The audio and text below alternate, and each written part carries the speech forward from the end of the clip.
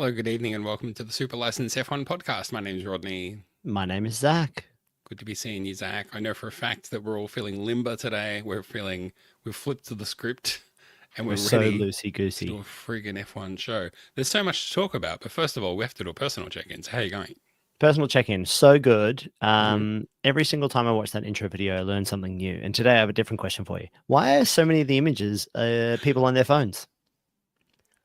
There's a story where two guys are texting each other back and forth. Let me. All right, we've never done this. Let me lay out the story of the Lay AI out the intro, whole thing. Yeah. because clearly it's just bewildering you, and if it's bewildering you, it's going to be bewildering the rest of the world.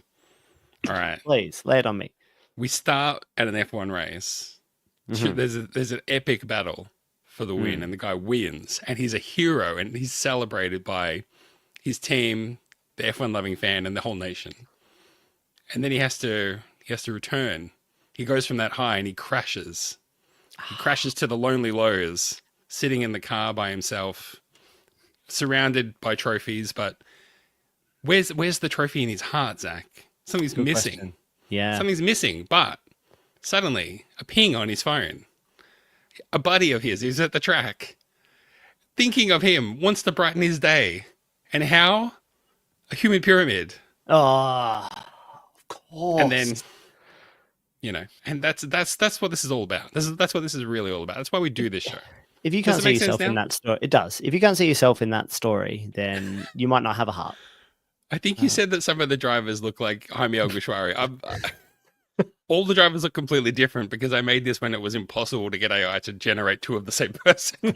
It'd be impossible. So I don't understand. I can't tell you what I just did. It doesn't. It can't explain itself either. So it just does what it does. It can't be done. Anyway, next time you see that, you'll know the story. Is it time to go to one of the video AI generators, put that same story in, and get a video intro?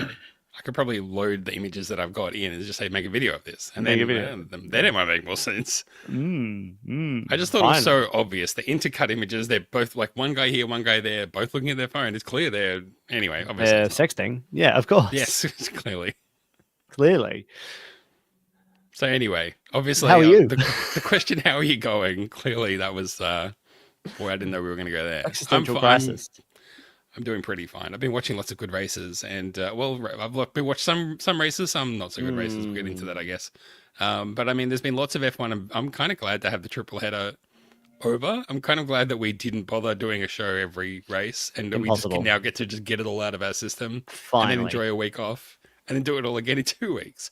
Yeah. But no, broadly very good. Winter is starting to set in Melbourne, so I'm just trying to sort of adjust. I'm in adjustment mode, thinking, where are my slippers? Ooh. Are they in a bag out in the shed somewhere? Maybe. Under the bed, covered in dust, needing to be thrown away.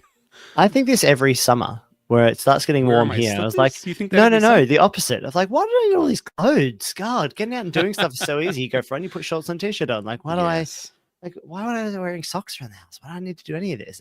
But then winter strikes, and you're like, and you're in the depths of winter going, how did I ever leave the house without gloves? Impossible.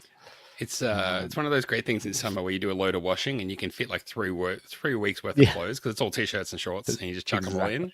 But then in winter, it's like every second day. Like, oh no, I've got to wash my duffel coat. Got to wash my my several my beanies. Under things, all my beanies, my underderps. My underderps. You got my knickerbockers. Yeah, long johns was the word I was looking for. What's a knickerbocker? Don't worry too much about that. Okay, I won't. I'll ask you later. Anyway.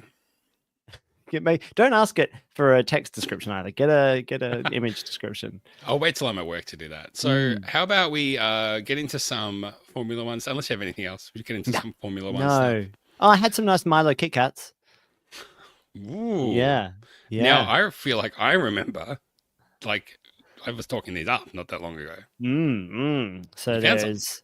Yeah, I found some. I need to understand whether they were the big, thick, chunky boys or whether chunky boy. No, they were party packs, a little dainty, with your cup of tea, kind of little. They come in a pack of 12, and they're individually wrapped, so they're from Japan because they're all individually wrapped. I guess, in Australia, it's kind of a thing to do a Tim Tam slam, but I guess you could do a Milo Kit Kat slam if you really wanted to. With Milo. But there's already Milo in the Kit Kat. Well, with a tea, but you get Milo on the way. It comes along on the journey. Yeah, I think that would work. I think that would Saying. work. They were nice. It was a slight multi undertone. There wasn't too. I wouldn't immediately. If you had said, Zach, tell me what's in this blind, I wouldn't have immediately said that's my old mate Milo. I would have just said, oh, kind of like multi. I don't know. My old friend. My old friend Milo. I'm big on the Milo these days. It wears out on my life a long time, and now it's a daily. It's back on the daily. Back on the daily. Wow. Far out. Yeah. I need whatever's in there. Vitamins B11 and 12.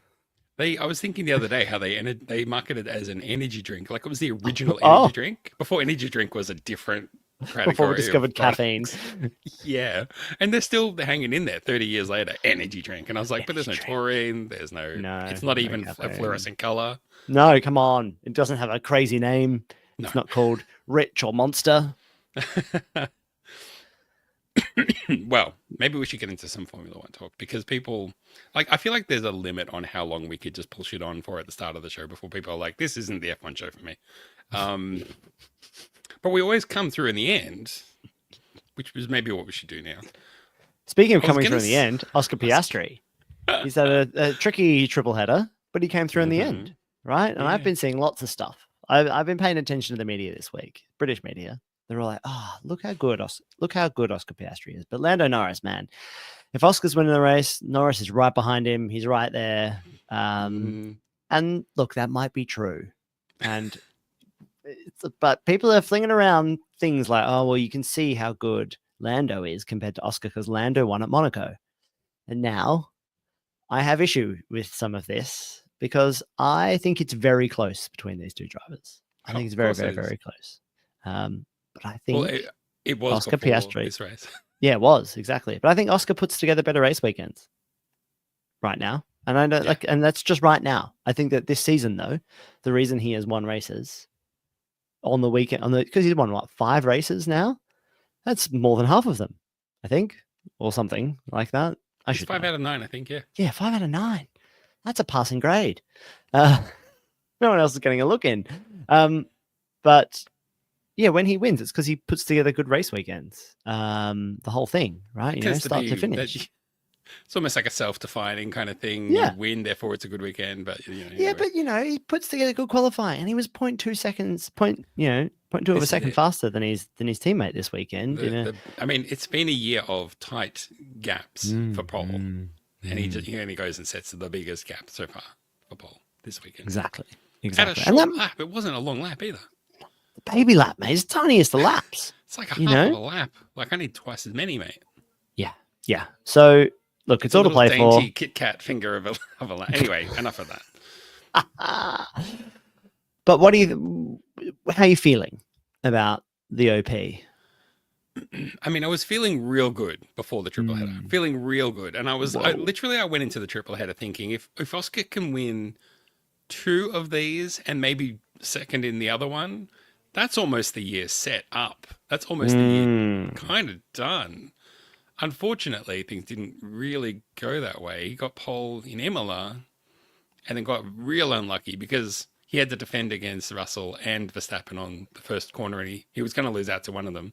Lost out to Verstappen, went on a contra strategy that turned out to not really work out at all, and he got screwed by the safety car. So before everyone complains about how Max got screwed by the safety car this race, it happened to Oscar a few races ago too.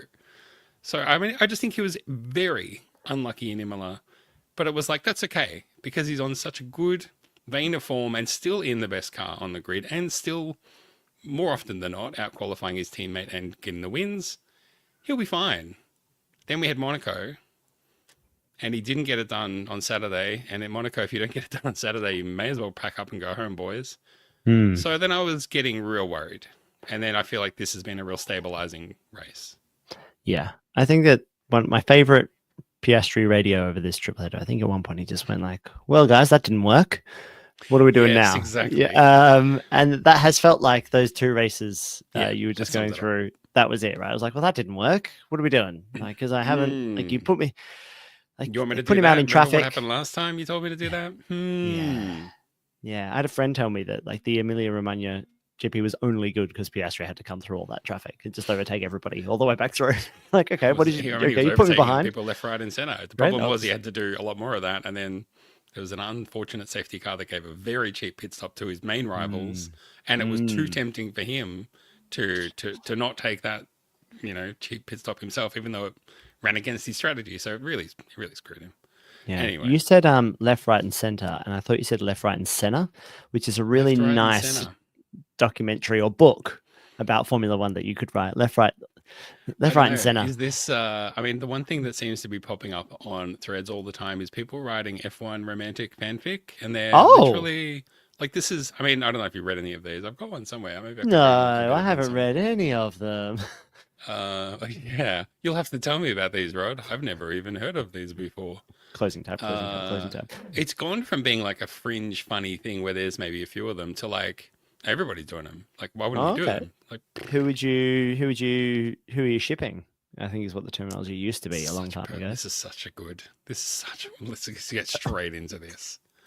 This is the rest of the show. We tried so hard to do a Formula One show. It's all been in the lead up to this 300 odd shows. All right. They've got to be, I think, and not an obvious pairing. So they've got to be people who at first glance they don't get along at first and you wouldn't pick them. Like Okay. Verstappen Uh-huh. and like, well, I mean, it's we don't even need to like, it's got to be Verstappen Russell, right? Yeah, it has to be Verstappen Russell. This is like chapter one. Gets a shove. He shoves him back. He shoves Yeah. him again, but a little like, oh, there's a little body to body contact, and then suddenly, dear oh dear. I don't like you. Have a little shove. Yeah. Oh yeah. Oh. Okay. Mm. And then they're thinking about it later, and then 11:30 p.m. little ping on the WhatsApp. Ooh. I've been thinking about that. Feel really bad. Can we Could have be. coffee to talk it through? Oh, finally. And then off it goes. And then it's done, right? That's it. Like they are. I mean, there's no holding them back. Then they're on like sharing F1, sharing planes to races, having sleepovers, and then like bing bang boom. They're on the same private, plane. Yeah. Together to each race. And it's down to the two of them for the championship, and then they both just park their cars before the finish line and just walk off hand in hand, and then the fireworks go off, and I mean, they realize that love wins. Yeah. I like it. Right. Mine is Alonso Bortoletto. You go mates already, and then, but because Okay, cool. Bortoletto is maybe outshining, this guy who saved his career according to the headlines, put him in his management stable, and then he's not ready to have his career kind of broken up that way. But then they mend, they mend their, they mend their relationship, and they fall in love. And instead of passing the baton, they share the baton between them. I want everybody to appreciate that neither of us went down the incest road, and I just think that just needs to be recognized that we didn't do that. What, Lance and Lawrence? No, well, I didn't say I didn't say that. You said that. I did not say that. You said that. I did not say that. You said that. Allegedly, everywhere. Anyway, what were we talking about? We were talking about how great Oscar Piastri is. And boy, yeah, he's a good. Tell you what, when he has a great race weekend, he wins. It's funny about that, isn't it? But what do you think? Do you think he's showing enough now that even when he's unlucky, he's still scoring points? They're not really DNFing. He says next race he'll probably DNF. Yeah, exactly. Thanks, mate. He just seems so calm. I know this is the same thing that everybody says, but I think he's got racecraft. I think he knows when to push and when to stay, and I think he picks his battles. I think he's just very, very, very put together. And he doesn't get really flustered like we see other drivers who get really flustered when things don't go his way. That's why I bring up that quote of like, well, that didn't work. What are we trying now? Like he's focusing on the solution, not the problem. Which I really like. I think he and Norris are so closely matched. But if you looked at the pole lap or the Q3 lap, the final push lap in Q3 this week, Norris was just a bit squirrely, and I feel like that is where that 0.2 second gap came from. It's not necessarily that Piastri was just so much faster. I mean, he was a bit faster, but obviously, like, part of the differential comes from the mistakes that Norris is making and the mistakes that Piastri is not making. And if Norris could just sort it out, they'd be so close. There'd be nothing between them. Yeah. But that's just not happening. So, I mean, we know Norris has been struggling with the car. It's hard to tell whether it's still the car or a little bit Norris. But I mean, either way, that's not Close, Piastri's right? fault. So Yeah, and they're so close to it. That car is so good that it's probably race to race at this point, right? They probably turn up and they're like, well, whose racing style suits this car at this track at this time, right? But I do think back to, even Monaco, Norris locked up going into the first corner. And now I would argue any other racetrack except Monaco, that kind of lockup, like in the green room after the race, Piastri was like, I thought you were into the wall when I saw that smoke. I thought it was done. And that kind of lockup, especially with these tires, these temperamental tires these days, anywhere else where a little bit of overtaking, where you don't need 4 seconds in lap time differential to overtake, probably would have been enough to disrupt the first section of his race. And people would have caught him up or maybe been able to overtake him or anything like that, right? So it's I think if anything, Norris, whilst putting his car on pole at Monaco is incredible and insanely difficult to do, I think he also got a bit lucky in that race weekend. Because anywhere else, I think he would have been beaten by a couple of people, not just by maybe a couple of people is a bit harsh, but I don't think he's looking the better of the two drivers right now. I think Oscar is. Yeah, oh, for sure. And I mean, I don't know where it's come from. I'm just riding the wave. I'm just enjoying it. I feel like when He's not a Oscar kid. gets, yeah, that's true. When Oscar gets pole, he's more. I feel like there's more confidence that he'll just end up getting the result. And when Norris gets pole, I feel like there's more a feeling like anything could happen. So yeah, I genuinely believe that is the one advantage that Oscar Piastri has. I think he's got better racecraft. I don't think he's a faster driver. I think he is that's why it was hard for him to change this kind of getting poles thing. I think he still thinks he's probably got things to learn, but I think over an entire race, I think he's just got the edge on Norris from a racecraft perspective. He picks the right times to go. He works with his team really well. And it's easy to do when you're leading the championship. You you don't have to change very much from that point. You don't have to change your approach too much because you're like, it's working. So as long as he doesn't get insanely unlucky, he'll be okay. We were talking about Monaco though. Do you want to talk about the two-stop? What is it? A debacle? I don't know. Like it. I honestly, after Monaco, thought, do we need to do an emergency podcast? Because this is so bad. And I was like, if Zach says no, I'm still going to do something myself. But I didn't. But I was like, that's going to be, clearly that's going to be the big talking point from the first half of the season is how bad Monaco was. What do we have to do? People are redesigning the track, putting like bits of track out into the harbour and water. everything. We can put a chicane here. They have to get out of the cars, get in a boat, drive to their second car. Jump onto Flavio Briatore's yacht and just there's a whole other track on there. I really thought that was really shockingly bad, really horribly, offensively bad, disturbingly bad. I thought it was bad. I think it's bad too. Oh no, it is bad, but bad for maybe different reasons. That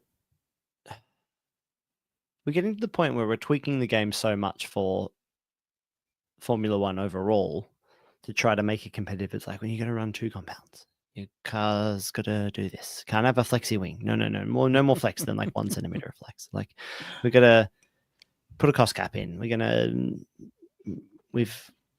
to make Fernando Alonso really heavy.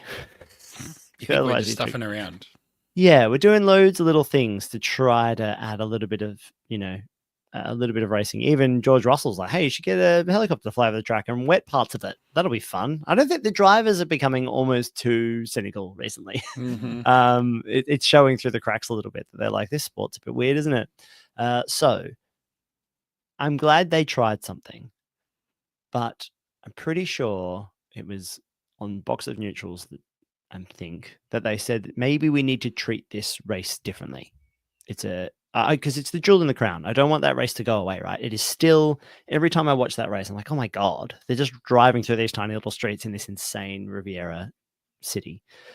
So how do you change the spec? How do you change the format, the formula? Do you have a sprint race? That's all, do you have like, as I think they mentioned, like a top 10 shootout. So you do qualifying on the Saturday and then on Sunday you run just a 10 car race. over half a race distance, perhaps. So there's only one someone stop. said that. I feel like someone said that they have Formula E races there, and there's lots of overtaking. And I'm like, well, yeah, that's cool and everything, but what do you do? Make the cars half as fast as they would be normally? Like, what are we doing? Yeah, smaller rod. Make them smaller. Cars, they're massive. They're like double the size that they used to be, and now the tracks they're still the same size. Yeah, it was a failure. What did you think of teams like Williams being like, well, let's back everybody up. You can have a pit stop, and then we'll swap and back everybody up. You can have a pit stop. Is that okay? What happens when you have a stupid fucking rule? That's what happens. Yeah. You get stupid fucking racing. People play stupid games, win stupid prizes. Well, I mean, that's that's if you don't mind me saying, that's a bit of a weaker version of what I said, but sure. It is. You're right. I'm sorry. Got my place in the podcast. I don't even know if this was a real quote or not, but because people are posting fake quotes online all the time now as well. But I heard someone say, "Oh, Toto Wolff said that they got 2/3 of the way through the race and they had totally forgotten that you're supposed to do 2 stops. They forgot." I was like, I don't think that's real. But I mean, I also don't even know what's real anymore.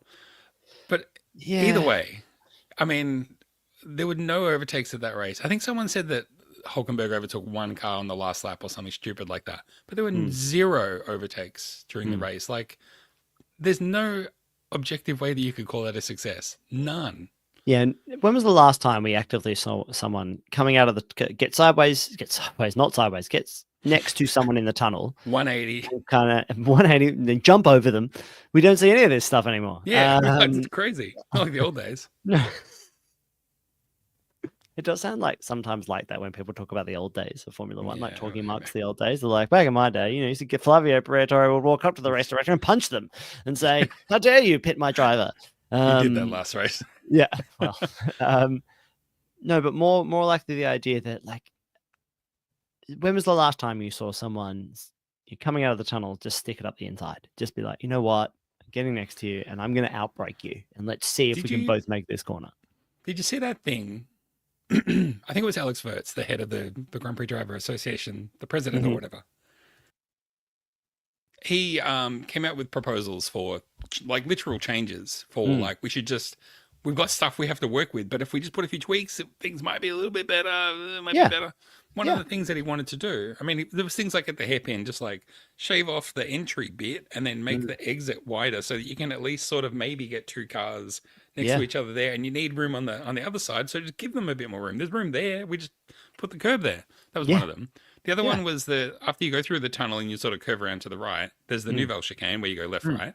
He was like, move that back. And that's the part where they were like, we'll build out into the harbour. I'm like, well, I mean, this is sort of a bit of an infrastructure thing that we're talking about now. Yeah, but it's the only thing they have. Sense. Put that all the way down. I think Rascasse is the next corner. Put that all the way down to Rascasse. So you go all the way through the tunnel, get a bit of DRS squirt. Yes. It's like, it's going to be the longest straight on the track, but that's what it needs. It's the only spot where you can do it as well. Make it as straight as you can for as long as you can. It's needed badly. Because no one gets, especially up to the main straight, no one gets the pickup off that last corner to chase someone up that hill, up that last straight, and actually get. And by the time you actually get going, you're the first corner.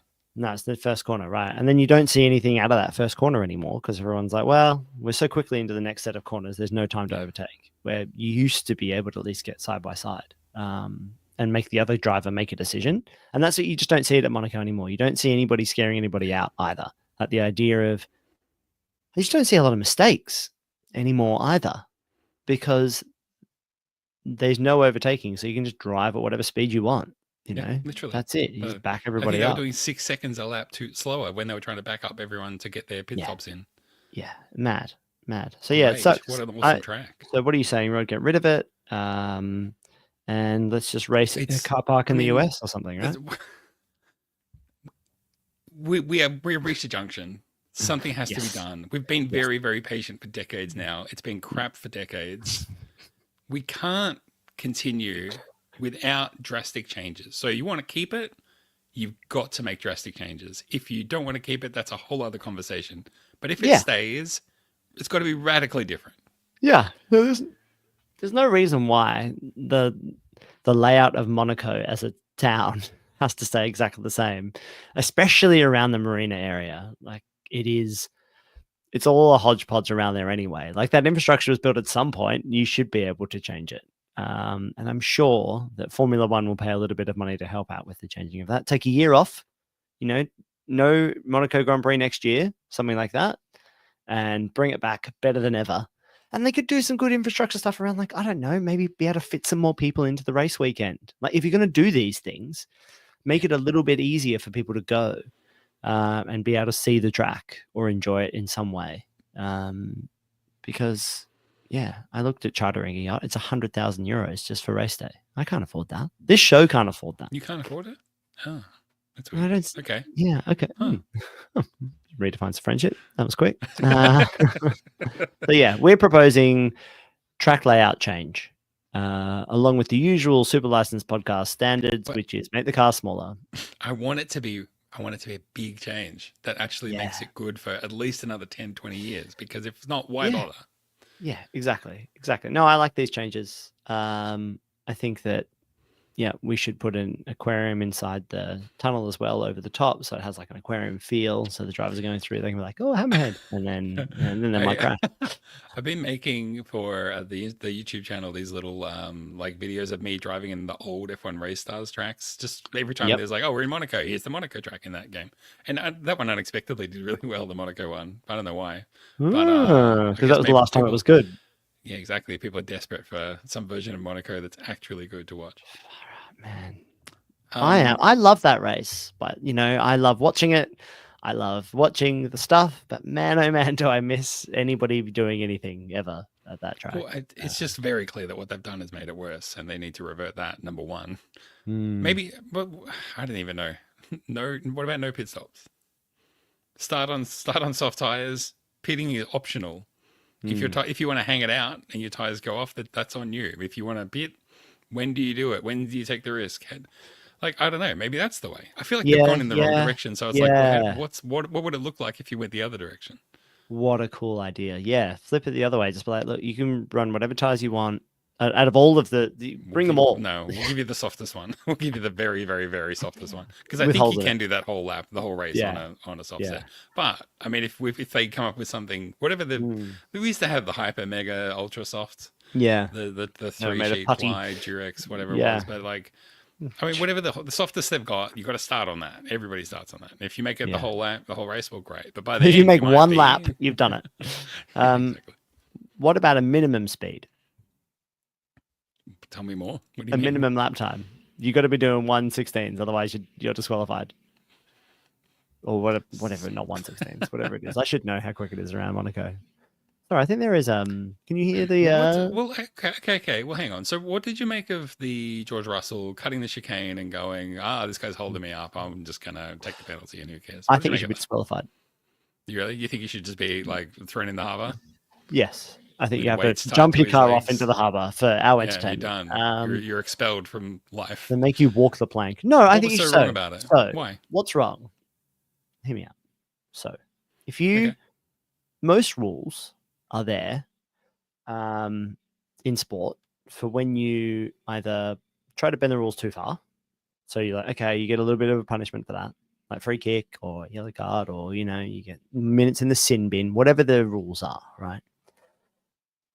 But if you flagrantly do something that is like not a mistake or not like an overexertion, but you punch a guy, that's a technical foul.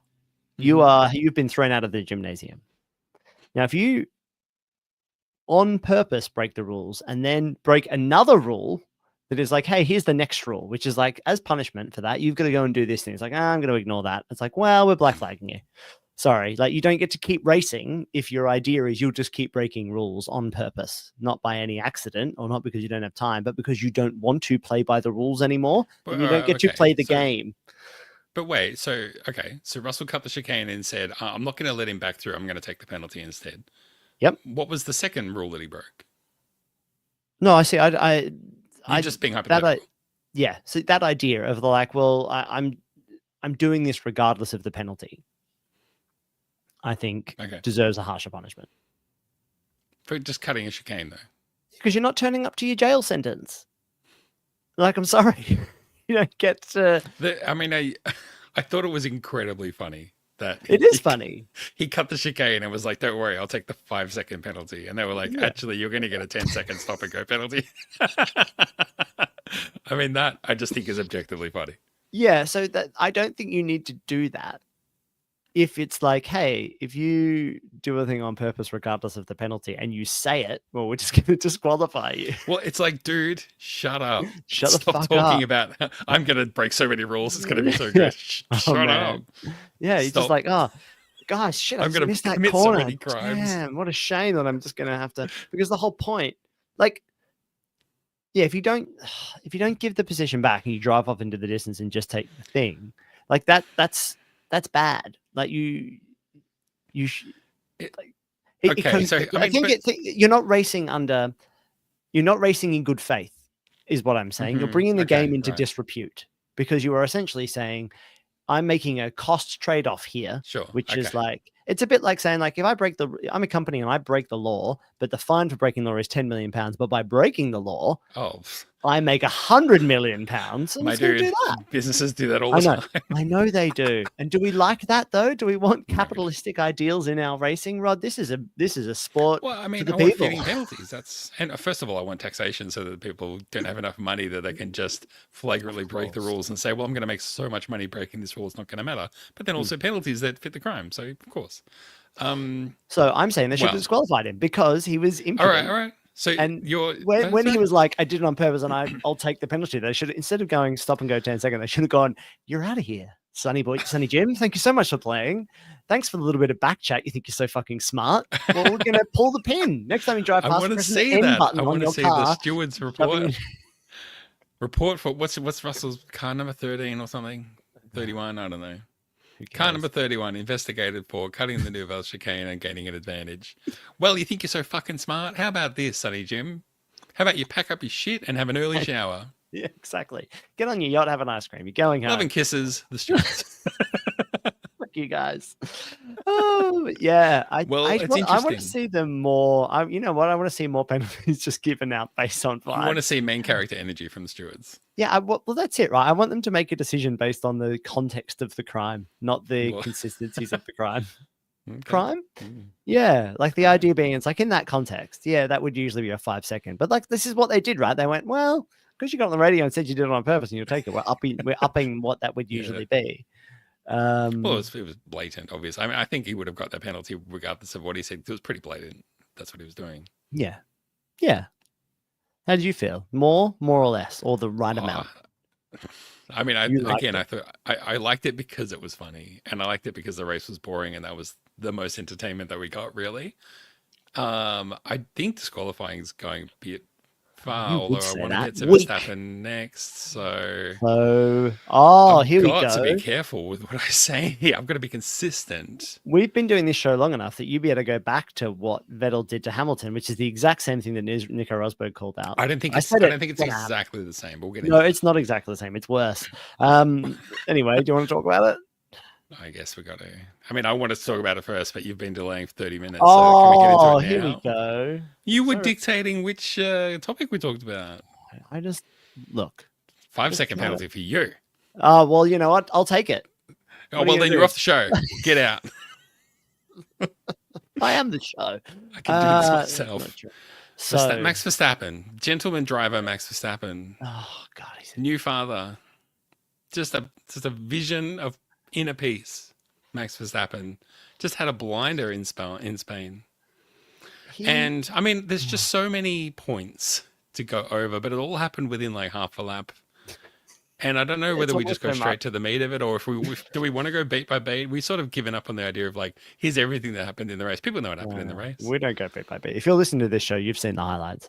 And it's Max great Verstappen. That it's with George Russell too, because he's he's also a better. It couldn't be better. Max Verstappen pretends that he's going to give I like to think that he was pretending, because the other option is that he went like, as someone's going to pass him, he's gone, you know what, fuck that. Drive into you. I think he lured him in. I think that it's premeditated. That he was like, all right, you want me to give the place back? I'll give the place back. Go on, come past, mate. stab you in the thigh as you run past. I think he was in. I mean, everyone will have their own opinion, maybe, but I think he was in two minds and decided, yes, I'll let him pass, and then went, no, I'm not going to let him pass, and hit him. Actually, you know what? I'm going to drive into you. I'm going to crash into you. Can we just establish something? Max Verstappen drove his car into the other car, right? Like you think you agree Oh with God, that? yeah, no. Oh. Okay, good. Who doesn't think that? Lord, have you been online? Thousands of people. I mean, come on. It's stupid. These are the same people, though, that every single time Max Verstappen dive bombs someone and then drives straight forward, and the other person's like, well, I need to turn into this corner at some point, and you have to give me some space to do it. And Max is like, nah, fuck that. I'm just driving into the sea. And if you dare turn that wheel, you're the problem. And so this time he's done that heading off to Barcelona. He's gone, I'll give you space. I'm going to take this corner a really odd way. And then like, oh no, what, you've decided to turn around the corner? That's stupid of you, isn't it? Because I'm never going to turn. I'm going off. I'm driving home to Monaco. Did you hear the joke of Lando Norris when he was like, they're in the pen passing Russell, and he was like, oh, did you hit Max? Did you turn in on him? Oh, that was silly. Silly, yeah. Can't believe you did that. Who would do that? That happens to Max all the time. Did you know that? Yeah, it's funny how it always happens to him. So where do we go? I mean, did he get a 10-second penalty? Yeah, it wasn't a 10-second stop and go penalty. No, because it was after the race. They went like, add 10 seconds. Why the fuck is Russell's penalty worse than Verstappen's? Didn't Russell get a 10-second stop and go in Monaco for cutting the chicane? Yeah, he did. That seems wrong. Anyway, I don't want to get too hung up on that. Come to the should he have been disqualified or not? Let's just jump straight into the deep end with both feet. I don't know. What? No. I don't know. I'm in. Yes. No. I'm about. Okay. Let me finish this. All right. I don't know why the stewards don't disqualify people more often. What does he have to do to get disqualified if he's not going to get disqualified for that? Driving into someone on purpose. What do you have to do to get disqualified? I think you have to take out 12 cars on purpose, by the sounds of things, and yourself, and also go in and punch one of the stewards. I mean, it's the only way. I really don't know. First of all, what makes you think that this is the breakdown for me? This is the breakdown in the fabric of this relationship between the people who run the races and the racing drivers themselves and the teams. I think that fabric has been eroded has been slowly eroding for 3 or 4 years, where all the teams want to have just negotiations with the people running the races and the people with the rules and be like, oh, you just said this and then this time, and then I showed you this picture, and then you're meant to not give me a big penalty because of these circumstances, and then you fiddled with the rules and you told the drivers this in the driver meeting and blah, blah, blah, all this bullshit, right? Whataboutism, essentially. And the fact that Max Verstappen thinks I can drive into somebody else on purpose, and basically I don't imagine there'll be any ramifications for me. Like, either from my team. So my team's not going to be like, that was a really fucking stupid thing to do, Max. Thanks for fucking our race over and basically getting 1 point instead of whatever it was, 12. Yeah. When we have one car that's capable of scoring points or getting a podium, and you throw it away. Do you think if Yuki Tsunoda did that he would be racing for Red Bull next weekend? Of course not. Definitely not. But Max Verstappen, 4-time world champion, Christian Horner's son, Helmut Marko's other son, he's not going anywhere, and they will back him to the hilt. They're out being like, well, gee, don't know how that happened. That Russell bloke's gonna get out of the way. And even the apology that Max put out on social was like, things could have gone differently. Maybe I should have done things differently, as opposed to like, I'm sorry, that was really stupid of me. Why did I do that? I was wrong. What I did was wrong. I was wrong. No, of course not, because he thinks he was right. Have said what he said was wrong, but it's like that's what you say immediately after, instead of like everyone was asking him. Was that deliberate? And he was like, what does it matter? Like, I don't want to talk about, I don't even need to talk about it. Of course it matters. And they're like, well, can we talk about the incident where you drove into the other car? And he's like, I'd prefer to talk about things that happened in the race and not just one incident. Like, well, that was an incident that happened in the race, you fucking clown. No. And he knew he'd done wrong as well. And that maybe not. Maybe he just thinks he's been wronged because he got out of the car and walked straight. He got weighed and ran the fuck out of there. Like, he didn't want any part of it. And I think he's ready for the armchair psychology. I think he's really sensitive to the idea that people don't like him. I think that he is really concerned that he's like, I'm the greatest driver of all time. And there's these other guys who've got more world championships than me, who people seem to really like. Yeah. And, like he occupies the underdog really, really, really well. But when you're the overdog, I don't think it sits nicely with him, because right now he's getting absolutely trounced by some guys who are just like regular guys. They're not wonder kids. They're making him look a little stupid. And imagine being made to look stupid by fucking George Russell. That would be pretty. That would be insensitive. That would incentive. Yeah, it would. It really would. Right. Of all people, him. Yeah. We said we weren't going to do a blow. We said we weren't going to do a blow by blow. But a lot of the people who have been defending him online, who I don't agree with, but they would say, "Look, it's fine because it was fine for him to do it." Again, don't clip this and make it look like I'm saying this. This is what they were saying. It's fine for him to do it because he was mad because so people know that it's not you. It's fine for him to do it because it's fine.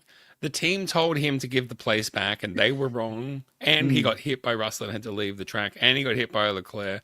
And he was put on hard tyres after the safety car when everyone else had soft tyres. And I was like, I can tell you exactly why he got so angry. Is because he came out of that last corner, tried to floor it, and his back end stepped out. And that was on him. And that is why he was so angry. Exactly. And I have no doubt that, because there's been lots of talk about, Leclerc hit me. I think he genuinely thought he was hit for a second there, and then it was clear that he wasn't. And then he was like, "Oh shit!" Some confusion about that because Leclerc and him did make contact on the straight, and then people were like, "Is that what he's talking about when he means he hit him?" Everyone assumed that he meant Leclerc hit him from the back, and that was why he lost. And even the commentators were like, "He must have smacked into him," and Rosberg's like, "Well, that definitely didn't happen." So. That was what you were watching the race too, David Croft, and you know how he was on his own, and we watched it live, and there was nobody else in the frame. And let's open a new tab for a second. Where are we at with Nico Rosberg here? Because I feel like we used to be fans, but wasn't he great this race? You're frozen. You picked that time to freeze on me. Zach, come back. Zach, come back. Leave and come back or something. Come back. I'm back. You're back. Oh, hallelujah. I don't know what happened there. Anyway, I had my hands in the air and I said, I'm a fan. One of my good friends messaged me afterwards and he was like, that race was mental at the end, but also Nico Rosberg. I'm a fan. And I was like, you know what? I actually think I wrote it in my phone. I was like, I don't know what they've done. Maybe he's paying more attention to the race or something. That's a hard launch. You wrote it in your phone. That's exactly. You should see my fanfic. You got to hear about how we meet. That's the thing. That's the real. That's the real kicker. I'm not going to tell you. I'll tell you offline. I like it. I like him. I thought he was insightful. Did you watch qualifying? No. I got this. Right. It's Sunday afternoon. Well, yeah, but Piastri is like more often than not getting pole, so I'm like, I'll make the effort. Then I'll stay up and watch it. But it was him and Croft, and I have to admit, I don't usually agree with Crofty, but they went through Q1 and there was the energy was a bit flat, and then they came into Q2. And Nico was just like, hey, this is going to be so exciting. Hey, Crofty, like you just told me in the break that we had to pump up the energy, man. So we've got to do it now. And the Crofty was like, well, thanks. I told you that off air. And you're just like, you're hanging out the dirty laundry here. Like, I mean, you're not wrong, but also thanks for throwing me under the bus like that. But I was kind of like, I kind of like that. I'm here for that. From then, the energy was so much great, man. Wow, so good. And then I think my Nico Rosberg is getting a little bit better. But he was great in calling, obviously, all of the action and the drama. And, I mean, he was the first one to say, black flag. Just black flag this guy because he's out of control. And, I mean, he clearly was. And I mean, this is where all the pushback has come from. Black flag, what for? For a tiny little touch? I think he should have been immediately black flagged.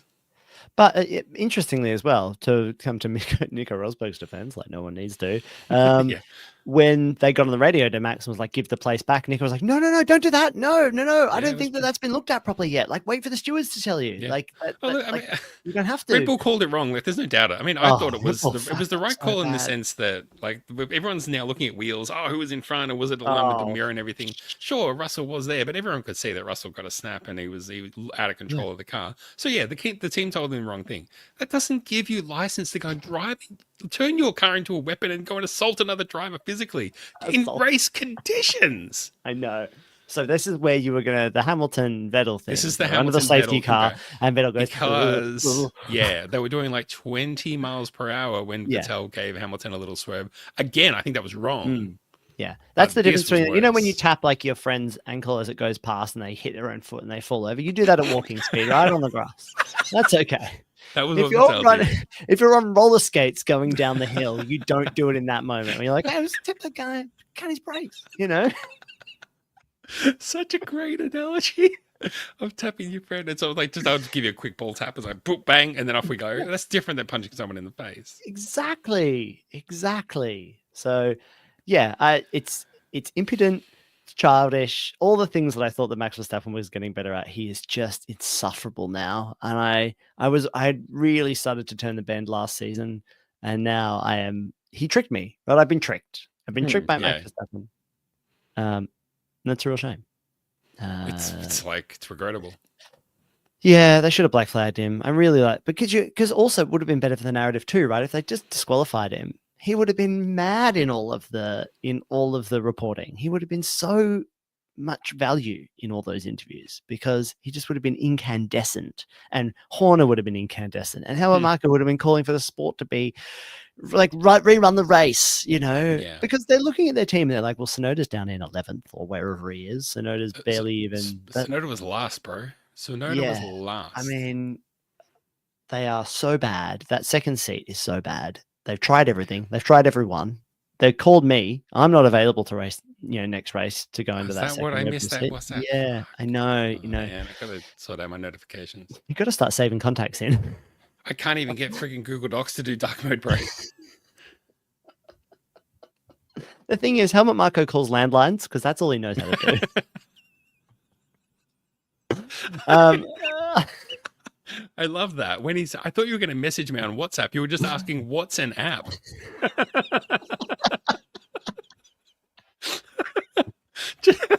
Just install the app. What app? What app? What's app? No, that's so old, Helmut. God, why did you name Helmut? Anyway, yeah, they've run out of drivers. They don't know what to do with that second seat. Max Verstappen's only play these days is to like crash into people or do weird strategies or get lucky. And that's all he's really got in this car, because that Red Bull car is a dog. And they're in real trouble. And I don't think they're going to be able to fix it, because I think they'll be looking at next year's car and going like, we should put that money into that. And Max doesn't like that. Yeah. Max doesn't like being bad. He likes being really good these days. So it was really crap. I really don't like it. Putting all the jokes out of the room for a second.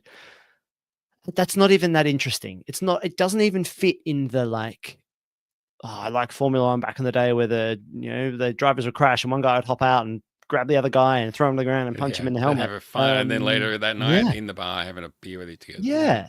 Max is just like a baby. And like he just cannot take some of his own medicine, which is a really childish, uninspiring, boring, crap thing. And it's stuff like that makes me just go like, is it worth it for this guy? Like, is it all worth it having this guy who can drive really well a lot of the time, but the rest of the time, God, he's so annoying and so boring, Anyway, nothing interesting. He's got nothing interesting to say. Yeah, he really is. All the clips that I saw of the post-race reaction where he's so smug. Yeah. As if like, what? Oh, what are you going to do? Can't touch me. I didn't do anything. What? Yeah. Like a 15-year-old boy who's been brought up in front of the, in front of the class, and the teacher's like, hey, you can't do that anymore. He's like, what are you going to do? What are you going to do? Oh, yeah. Yeah, he's just a little baby. He's just toxic in all the worst ways. And yeah, I mean, there was a time when I was like, look, as long as you're racing and getting it done within the rules, then like that's impressive. But I'm done being impressed with this guy. No, pop him in the pile with Elon Musk. Let's get rid of him. Yeah. All right. Well, I look forward to him winning the world championship somehow next year. He'll win the next 5 straight, and he'll be totally happy and fine. Yeah. No, it's going to be Oscar for the rest of our lives. And then he'll turn into an evil genius somehow. That'll be fun. I mean, look, I don't want to curse anything, but let's just imagine, for example, this time next year, Oscar is reigning world champion. You know how you think differently about a world champion, and you're like, how many can this guy do? Is he a 2-er? Is he an 8-er? But Oscar's young, and I mean, when you win a championship, but I was going to say, when you win a championship or two, even if McLaren are not good, everyone's going to want him. Ferrari will knock on your door and you don't answer that door. No. You just I'd just say, oh, what app? I don't have that one. And then you skip that call and you answer the call from anyone who's good. Well, let me ask you then, Rod. Let's play Yeah. that game. You know, Okay. where are you going if not McLaren? Like which team? You asking me who do I think is like the emerging potential next? I suppose that's how you could dynasty? interpret the question. But let's say, you know, you get to the end of the season and well, they're like, the big dogs are calling you. Well, who are the big dogs let me these throw days? let me throw this Who's out. calling Let me throw you? this out.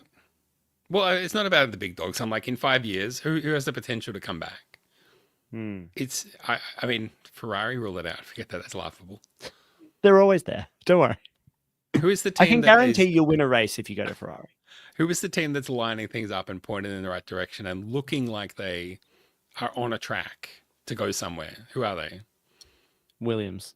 Well, I was going to say Williams. Yeah. Sorry, I didn't mean to do a joke. Thanks. Yeah, you stole. Yeah, I was pausing for drama, and then you. Anyway. It's Williams, right? Far out. Yeah, I guess it's Williams. Yeah, it is. It's 100% Williams. But it could be. So this is interesting, right? Because that's what everyone said about McLaren in the dark days when it's like it's 100% McLaren. They're doing it, and Ricciardo was like, "I'm there." And then nothing happened for 4 years. Yeah. And now it's like, we were all right. It just took ages, you know? And so you're right. It might take ages. And by then, Volkswagen will be also in the sport with all the you know, money to rival Mercedes kind of money. all the Volkswagen Passat cash, all that Skoda cash is all there with all the Porsche performance. So, yeah, I mean, the other team I would probably look at would be Mercedes. Yeah. Like, they'll work it out. Think that the car's been crap for 2 years. They haven't really been able to fix it. They'll come back next year. They've got too much money and time and energy invested in this. They just need another guy. Will it be Max? It probably will be Max. And that's going to be really annoying for George Russell. He'll have to leave, right? Please, everyone, save space in your thoughts and prayers for George Russell. Yeah. Can we get quickly onto Lance Stroll, because he was supposed to race this week and then he just sort of didn't race. Yeah, that's the rumor. So obviously qualifies, was half a second slower, but I mean, when is he not half a second slower? Yeah. And then all of a sudden, like the email, you know, the emails go out from the teams with the quote from like the engineer and then each of the drivers. There was a quote, "Can't wait to get into tomorrow." And then like 3 hours later, they're like, "Oh, actually, I've been doing some thinking and I'm not going to be racing tomorrow." And the rumor is that he punched something or had some temper tantrum. And all of a sudden he's out of the race. And you're like, "Oh, it's because he broke his wrist 2.5 years ago." And it's like, what? What? How long does it take to heal a wrist? So whether he aggravated something, whether he's been driving with a problem for a while, I don't know. But it's all weird. I guess there's a few things that you could tease out of that. One is people going, well, I know the rules say I know the rules say a dog can't drive a Formula One car, but let's give it a go. Let's try. Why can't the reserve driver step in? And it's a great opportunity. The car's already there. There's a slot on the grid. Give the reserve driver a chance. Is it Valtteri Bottas? Is he the reserve? Because I feel like he's the reserve for 3 teams. I feel like it was Stoff. Someone said it was Stoff the Doff for this week. Oh, I mean, if it's Stoff the Doff, well, get him in there. Execute the Doff clause. You've just been doffed. Doff. The gift, there's a kid spinning around. You got doffed. Yeah. I mean, but doesn't it just make sense? There's a rule we can change. Forget Monaco. Yeah. Make him start from the pit lane. That's fine. You know. Sure. That's okay. Get him in there. Yeah, I just think that's an easy change that we could make that would make the sport a bit better. Yeah, I think that's fun. But you know, then teams will fuck around with it, and they'll be I feel like this is why we don't have it. Like, put in a qualifying gun. Oh, he qualified on pole. Oh, I feel a bit. Oh, my throat's a bit sore. Oh, we better bring in Fernando Alonso to win the race. You know what I mean? I'm sure that they're worried about the games. Would that ever work in practicality? Would that actually? Would there ever be a driver who would be like, "I'm so good at qualifying, but Fernando Alonso is really good at racing"? I don't know. We're saying start them from the pit lane, though, so the qualifying doesn't matter. So at least there's that, right? Well, he didn't set a time in qualifying. That's where he would start. So, yeah. But I just think we should just change that. But anyway, there's a question mark over whether he'll be ready, because he had surgery. Because the BBC reported that it was that. The BBC was really interesting in the way they were reporting it, because it was like... Because Andrew Benson. Yes. You say it like we're mates. Yeah. Well, he's the main guy. Otherwise, it's the gossip person. That's what I'm saying. Well, it's a legit story or it's not. So I'm assuming it was legit. Who's Andy B? It's legit. Andy B. AB. Sorry, AB. Benny. So I can't get back online now. Andrew Benson said, "Hello. The headline Here's Zach. says, the headline of the BBC article that Yeah. Andrew Benson wrote says, Lance Stroll has temper tantrum, misses race because of injury." And so it's like, okay, you presented two pieces of information that makes it sound like they are joined. Because if you didn't read any more, you'd be like, oh, those are joined. He has a temper tantrum. And he broke some of the setup. Like he wigged out so much that he actually broke something. No, like not on the car. On the car. Yeah, he punched the front wing right off. I figured he must have just punched a wall or something. I think he punched like a computer screen or something like this, right? Like they're a dime a dozen, right? But it's all daddy's money. Real Verstappen moment. He really Verstappened his way out of the race. And so, yes, I think he probably punched something so hard that he aggravated his broken wrist from years before. That's a very standard thing to have happen. We are two men with injuries, like you can re-aggravate an injury. But to do it so bad that you can't race and then we'll also need an operation. What a clown. So do we think he's going to miss his home race then? That's what I was going to say. Canada, we have to work out who the backup driver is for. Well, I'll tell you. I mean, we can look that up. We can also just say who we want, but I can tell you who the rumor is, who might come back. Doing. So we're doing. Wow, I mean, that would be good. We're all part of the Commonwealth. We are. We've all got the same king. It's his birthday and everything. What a present! Getting Jackie back. I think I actually put that in my notes that I don't think Colapinto's lighting anything up. I don't think he's any better than what Jack Durham was doing. So there's rumors that he's gone. There's rumors that he's not going to be around for Colapinto. Oh, really? By someone else. But I thought he was the next great hope, and that Mercedes should have signed him. And I don't know. I guess this part of that is probably just this hype around he's on that 5 race trial or whatever. And he's getting the emails now saying you've only got 1 week left on your free trial, time to upgrade the premium, but he doesn't want to, or he can't. And I mean, maybe that's all just speculation, but there is talk like if things don't get better, we've got another guy lined up who we're gonna do in you. Oh, Drogovic. Is this the backup? Is it Drogovic? Drogovic. Where's he from? It's a good name. Wait, so you're saying Drogovic is the backup at according to Autosport in February, the backup drivers, Aston Martin has retained Stoffel and Felipe Drogovic. And I think it depends what event it is, who the reserve driver will be for that event. And I think in Spain it was Stoffel, but I think next race it would be Drogovic. But that said, there's 2 weeks and anything is on the table. So you ready for me to drop the bombshell rumor? Yeah, please. Who has experience at Aston Martin who is doing nothing that could step in and drive? Who? Sebastian Vettel. What do you think of that? Because that's the rumor. God. Will his hair even fit in the helmet? That's number one question. And he's so chill these days. Can he turn a wheel in anger? That's what Martin Brundle wants to know. His qualifying will be 170%. It'd be so good for him and Vettel just to crash into each other. God. Would that be the oldest driver? That must be the oldest pairing on the grid if that happens, right? Oh my God, can you imagine? And Sebastian, combined age of 80. Both of them sitting there preparing with their headphones on in their little pill case. No, they don't wear headphones because they're old, right? So they don't use headphones. They just got their phone on full volume. Yeah, little transistor, like with the long aerial and the radio. They're holding it up against their ear, like you're on like an OAP on the bus. Oh my God, he's my age. He's 37. Okay, he's about to turn 38 though. 3rd of July. So the combined age of how old is Fernando Alonso? Vettel and Alonso. I mean, we are pushing 80 years here. Yeah, he's 43. And Sebastian Vettel's 37. That is a combined age of 80 years old. Are they over? So they're both. So hang on. So if Alonso is over 43 and Vettel is over 37. So they would be. You have to be because you are the age. I guess if you're 37, then you're over 37. You are over 37. Well, that's what I'm clarifying. So, okay, so they're both. And they're both born in July, so they're both about to get a year older next month. So it's over 80 years of life experience behind the wheel of Aston Martin, the oldest and fastest Formula One team. Yeah. Well, sorry. I mean, in a weird way, I kind of want to say it. Where's Romain Grosjean? Okay. That's well. I mean, I mean, I'm not that jazzed about Drogovic, but stop the Doff. Let's get Valtteri Bottas in. Let's get who else do we want in? Well, sure, why not Vitaly Petrov? He's the last guy I can remember crashing a Monaco Vitaly properly. Petrov. Yeah. Okay.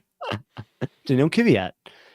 Who else do you want? The stars of the pot. No, you know what? Actually, we were watching. I was watching the race. Amber, my wife, was in the room, and she was like, "Did they say Kimi Räikkönen? He can't be racing anymore." I was like, "I think they said Kimi Antonelli." And now you think that Kimi Räikkönen couldn't be racing anymore, but one of his contemporaries still firmly on the track, Fernando Alonso. True.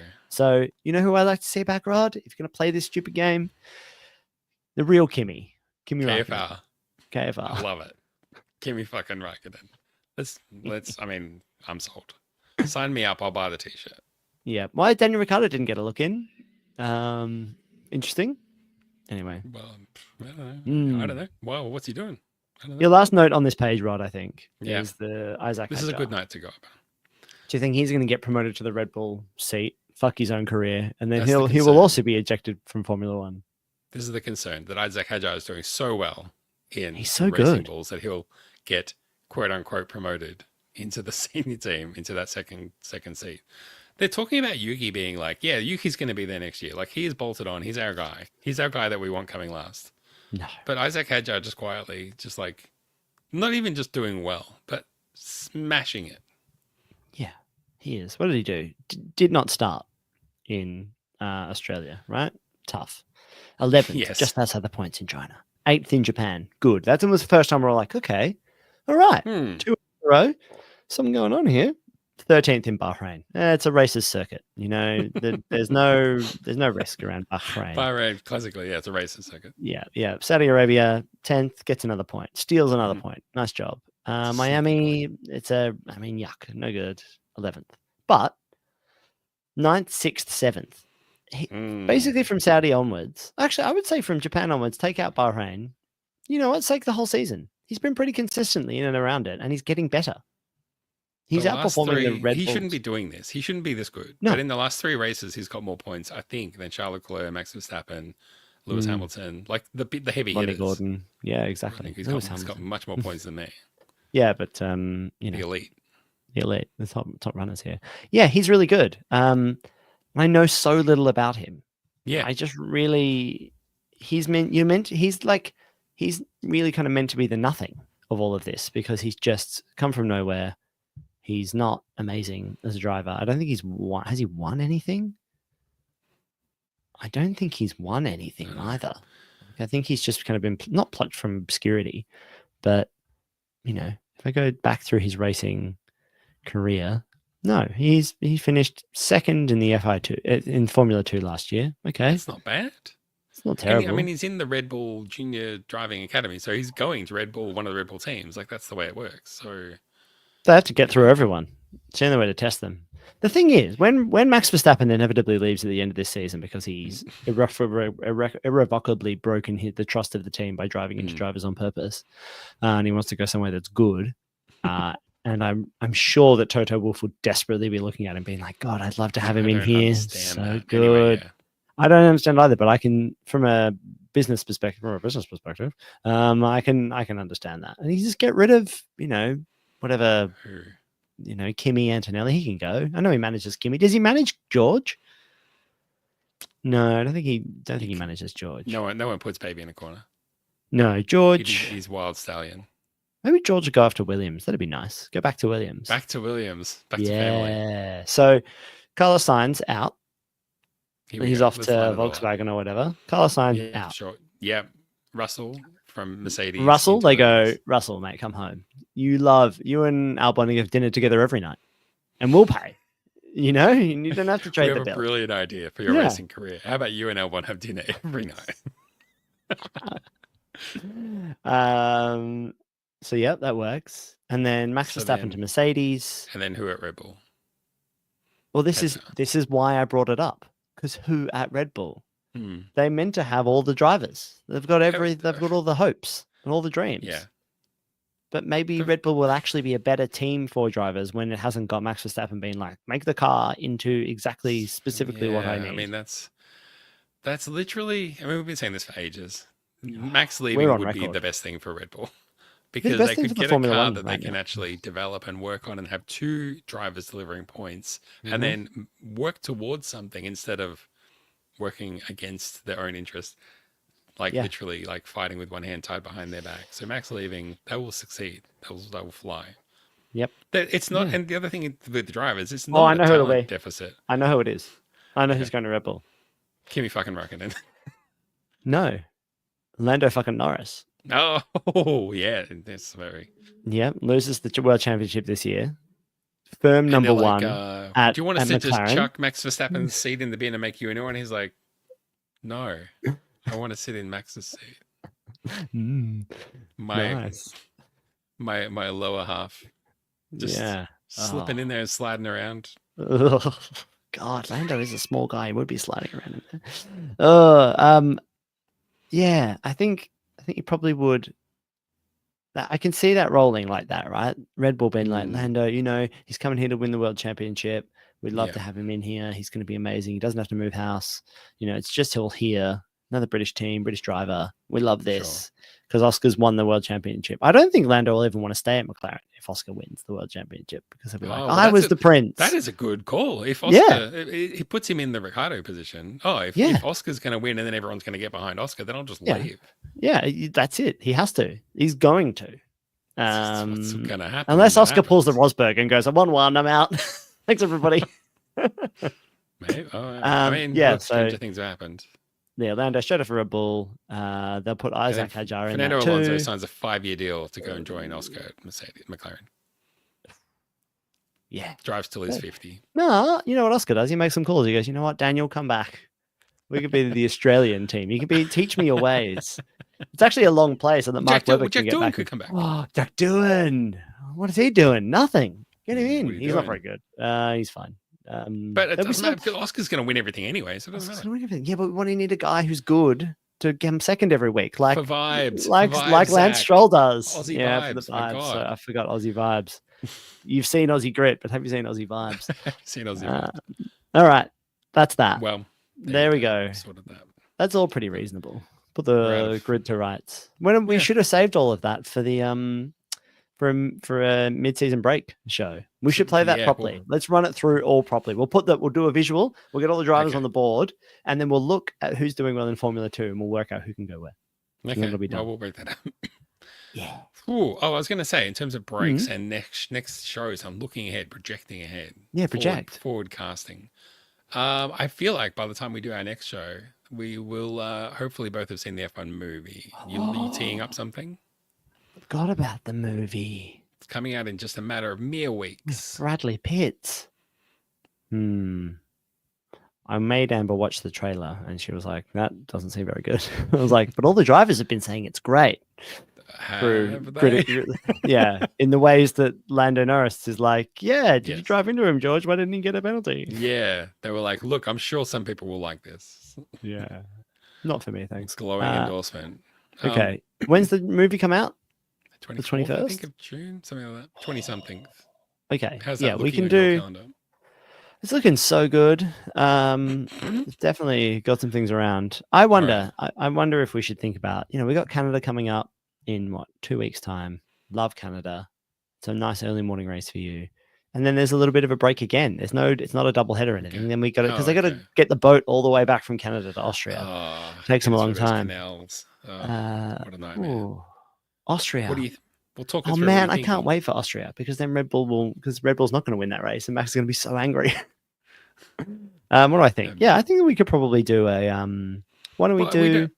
I'm not saying we have to do a dedicated show about the movie. Yeah, you just want to make sure I can see it. Talk about. Yeah, exactly.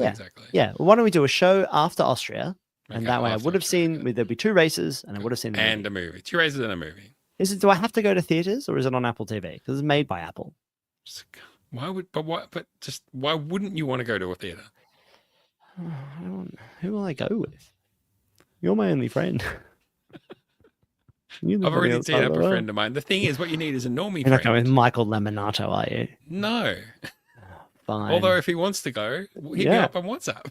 Yeah. But, he'll probably be going to the premiere. Actually, I was thinking about asking, is there going to be a premiere event that I can go to? But I didn't. Do that. Is there a premiere of an I But then I would have to say, I have to bring a buddy and be like, yeah, this is my buddy Zach. And he'll be like, what? I don't know.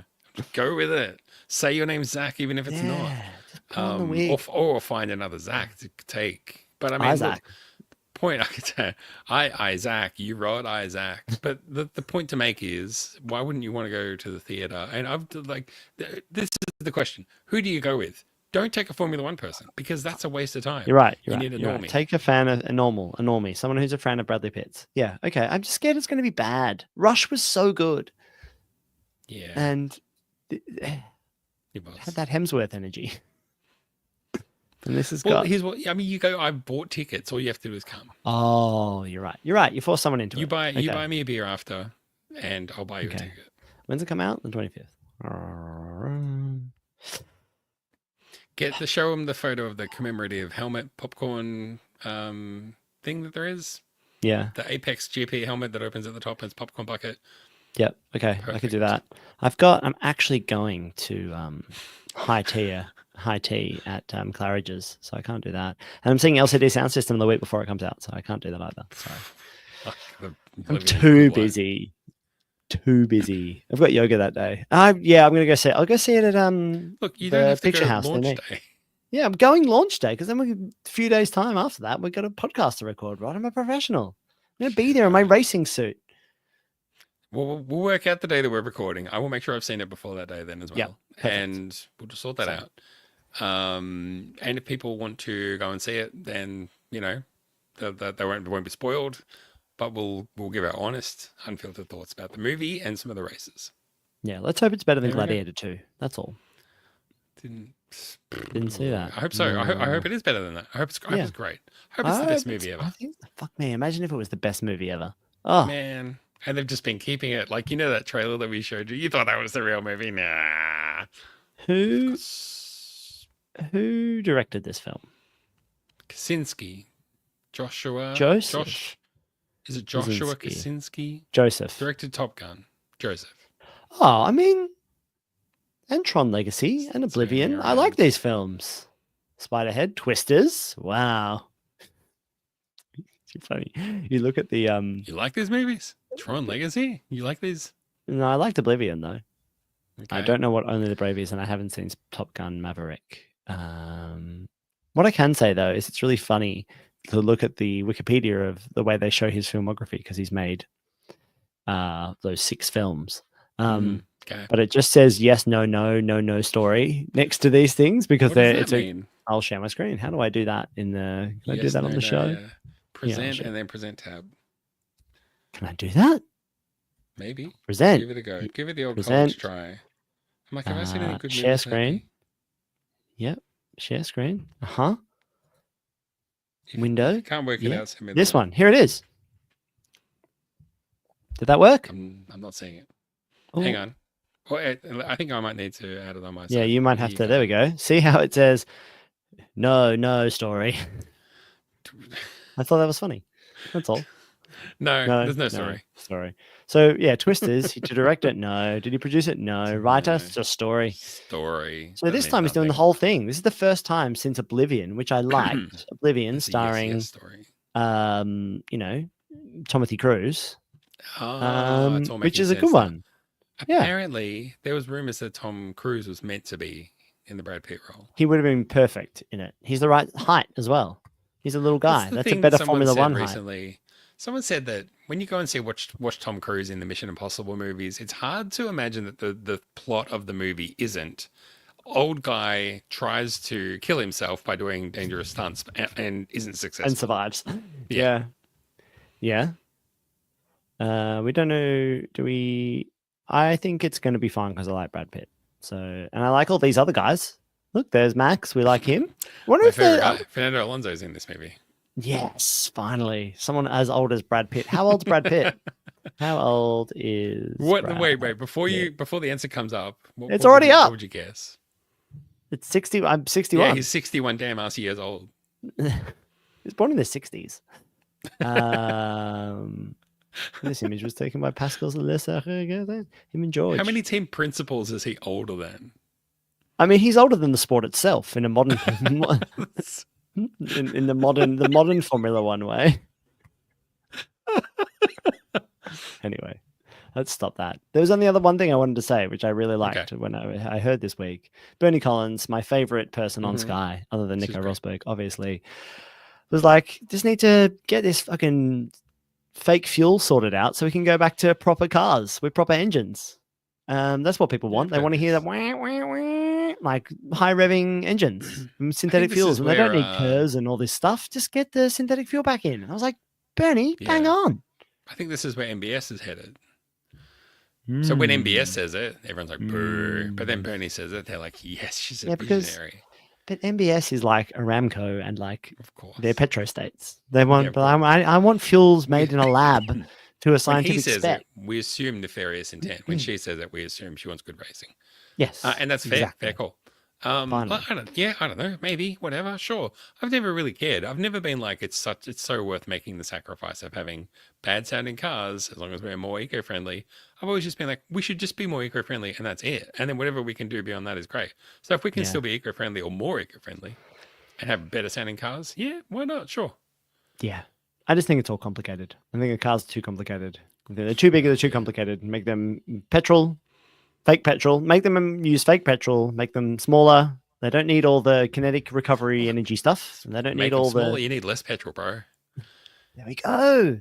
More, make them tiny. That's what I want. Tiny little guys in tiny little cars racing around tight little tracks. That's it. Is that a podcast? Is that a show? That feels like a show. A podcast. Oh, you're going to get the F175 game? 2025, 75, whatever it is. The game. What would I even play it on? I haven't got anything. I don't know. I'm asking you a question. No, I'm looking around being like, what do I have? I don't even know if it's coming out on the Switch 2, but I'm getting a Switch 2. Oh, no, I'm not getting a Switch 2. I've sworn to myself that I won't buy another new console because I don't play enough video games anymore. I'm hoping, hopefully my little sister's listening to this. She messaged me before my birthday saying like, hey, you mentioned a while ago you wouldn't mind one of these little retro consoles. What kind of stuff are you looking at? Cool. Oh, yeah, and then I didn't hear anything else. So I'm hoping there's something being posted from China. But your birthday is come and gone. So yeah, it's a bit late. Yeah, maybe it's in the post. I don't know. You know, I don't pay attention to that stuff. You know, give me anybody can buy me a present anytime they like. It's down at the post office. Just rock up. Anything for me? Any little retro game consoles or anything? I don't know. Yeah, I'd like a Switch 2. That's going to be good. What are you going to play? Mario Kart. I'm going to play the heck out of some Mario Kart. Okay. That sounds nice. And then maybe Cyberpunk 2077 or whatever that is. Oh, man. Yeah. Got to play that console game, whatever that is. That intro to like Switch 2 101, whatever that is. Oh, right. Get to know your console. You can, how to switch it up. Guide to games. Looking at that one. You can play Elden Ring on that new console. You can play all the games from 3 years ago that were too strong for our gaming setups. It's the beauty of buying should be a cheap. Nintendo. Get all those old games. I get to pay AAA prices for 3 games that came out 3 years ago. Anyway, we're gonna be doing that. That sounds really fun. I think I'm going to have a heck of a lot of fun. I already do with the old one. Well, we're going to see the movie. We're going to watch the races. We're going to come back. By the time we do a podcast next, like Max Verstappen will have, what's he going to do? He might have like kidnapped some drivers. He's going to escalate from here. He's going to like waving a rapier out of his, he's slashing tires as he's driving past people. What are the rules? It's not in the rules. International trade sanctions. He's going to do it all. Try to put tariffs on the other teams. Exactly. Yeah. It'll be fine.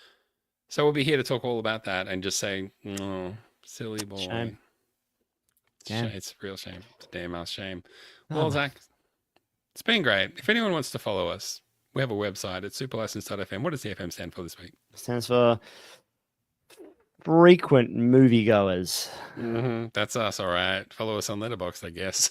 Maybe we should set up a movie account on Letterboxd for all the movies that we talk about. I'm not even joking. Okay. And then you can also follow us on Threads at SuperLicenseF1. You can send us an email, superlicencepodcast@gmail.com. If you want to. It's been a while since we've had any correspondence. Thanks to everyone that supports us on Patreon. Been a while since we shouted you guys out, but thank you, because the little bit that you chip in every month, it covers all the costs not all the costs. It goes a long way to covering the costs, and we really appreciate it. Yeah, exactly. It does go a long way to covering all the costs. That's true. I really appreciate that, because the last thing I want to do is have to pay for one of my hobbies. God. Well, I mean, eventually Max Verstappen doesn't have to pay for his hobby, does he? Exactly. You hit a point where it's like, well, maybe we don't do this, and no one wants that. So let's not get to that.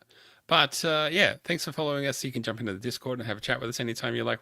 Someone came really close. I want to let me call it out. I think it was Florge. His pole 10th and win this week. Oscar, and Liam. Liam Lawson came 11th, so he just missed out by one. I hate that. We've all been there, mate. Yeah, we've been there so much. Yeah.